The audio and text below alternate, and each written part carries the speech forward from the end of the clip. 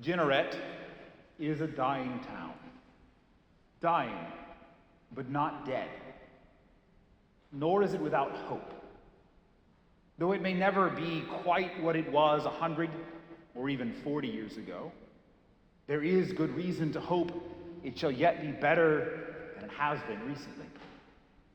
But that hope cannot, must not, lie in governmental policy or the sudden arrival of outside investors.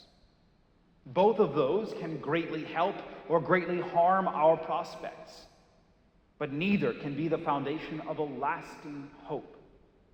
Indeed, even the church as an institution cannot offer that. Hope for salvation, yes, we can offer that, but not necessarily economic renewal. Of course, you know I will say that God must be our hope, that his providence means more than the clever schemes of men. That is always true. It's why there's two different psalms that remind us it is better to take refuge in the Lord than to trust in men. Because if someone takes their breath, they return to the earth, and their plans that day come to nothing. It is why we pray today in our psalm, Lord, give success to the work of our hands. But that means something more than just to pray and hope. It assumes our hands are working. So yes, our hope must be in God, but in God through our own work.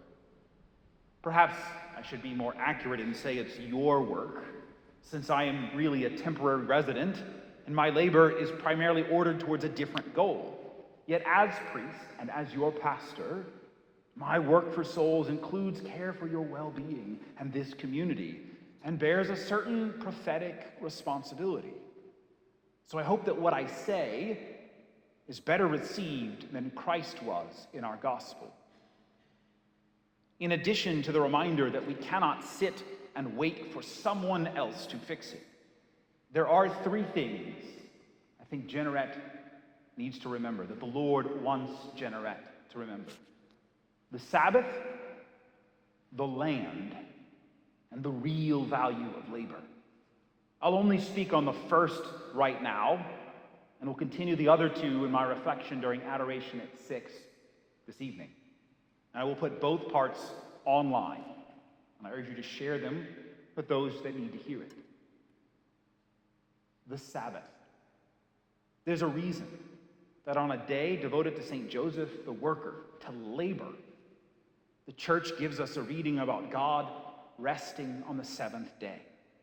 For all the emphasis I'll put on the value of work later, we must begin at remembering that God alone can control everything.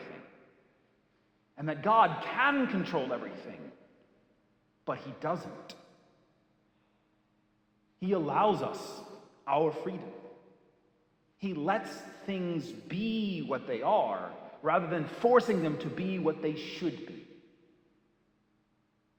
If our work is to be truly effective, truly beneficial to us and to our community of Jeanerette, we must learn that our work cannot control our future.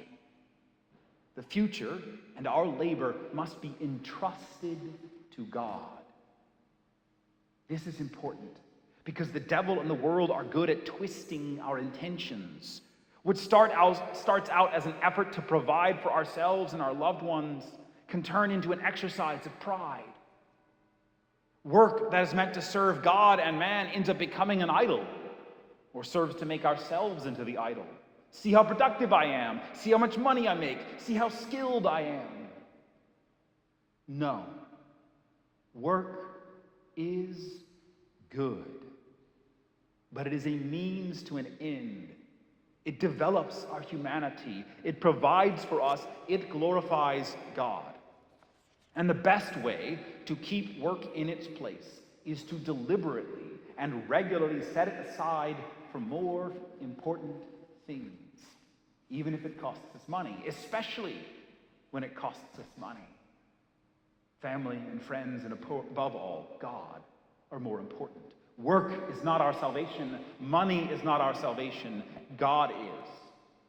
And work will only benefit us as long as it stays in its place cooperating with rather than competing with trust in God. If Jennerette is to rediscover her greatness, we must take seriously the call to honor the Sabbath, not just for ourselves, but also for our employees and dependents. We cannot make others honor the Sabbath. We can make sure that at least we are not complicit in the choice of others not to. Keep holy the Sabbath.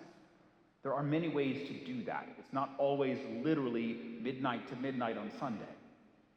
But we must keep holy the Sabbath so that our labor may work with God rather than against him.